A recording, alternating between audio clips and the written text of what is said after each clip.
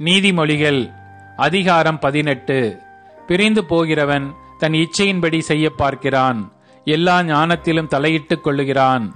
மூடன் ஞானத்தில் பிரியங்கொள்ளாமல் தன் மனதில் உள்ளவைகளை வெளிப்படுத்த பிரியப்படுகிறான். துன்மார்க்கன் வர அவமானம் வரும், அவமானத்தோட நிந்தையும் வரும். மனுஷனுடைய வாய்மொழிகள் ஆழமான ஜலம் போல் இருக்கும், ஞானத்தின் ஊற்று பாய்கிற ஆற்றைப் போல் இருக்கும். வழக்கிலே நீதிமானை தோற்கடிக்கிறதற்கு துன்மார்க்கனுக்கு முகத்தாட்சணியம் பண்ணுவது நல்லதல்ல. மூடனுடைய உதடுகள் விவாதத்தில் நுழையும், அவன் வாய் அடிகளை வரவழைக்கும்.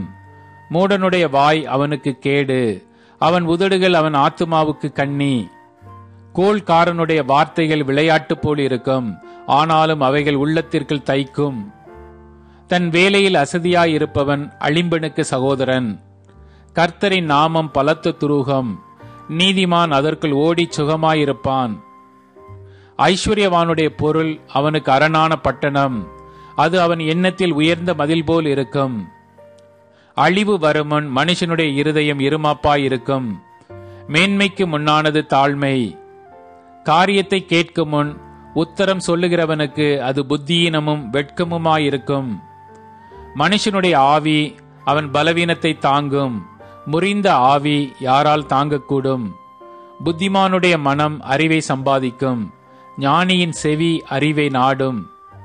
ஒருவன் கொடுக்கும் வெகுமதி அவனுக்கு வழியுண்டாக்கி பெரியோர்களுக்கு முன்பாக அவனை கொண்டு போய்விடும். தன் வழக்கிலே முதல் பேசுகிறவன் நீதிமான் போல் காணப்படுவான், அவன் அயலானோ வந்து அவனை பரிசோதிக்கிறான். சீட்டு போடுதல் விரோதங்களை ஒழித்து பலவான்கள் நடுவே சிக்கருக்கும். அரணான பட்டணத்தை வசப்படுத்துவதை பார்க்கிலும் கோபம் கொண்ட சகோதரனை வசப்படுத்துவது அரிது. அவர்களுடைய விரோதங்கள் கோட்டை தாழ்பாள்கள் போல் இருக்கும். அவனவன் வாயின் பலனால் அவனவன் வயிறு நிரம்பும், அவனவன் உதடுகளின் விளைவினால் அவனவன் திருப்தியாவான்.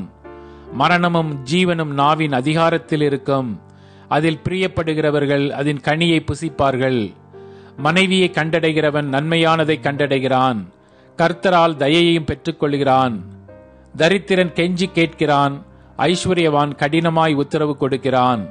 சிநேகிதர் உள்ளவன் சிநேகம் பாராட்ட வேண்டும், சகோதரனிலும் அதிக சொந்தமாய் சிநேகிப்பவனும் உண்டு.